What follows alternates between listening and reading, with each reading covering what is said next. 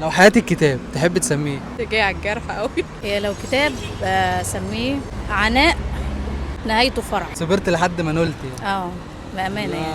كان في مأساة والحمد حاجات لله. كتير من أول ما كنت ثانوية عامة.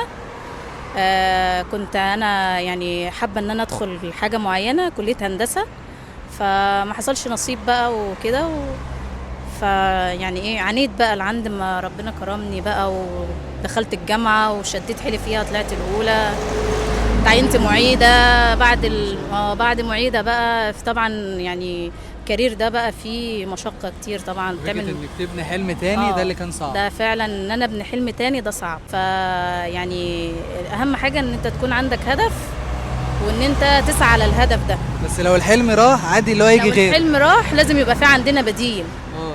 ولازم بس اكون انا متأكدة ان انا اقدر اعمل بديل له. بالظبط. وقتها هيبقى سهل ان انت تحقق الحلم ده. انت حضرتك عايزه تقولي مهما كان انا ما يأس، بدل في نفس.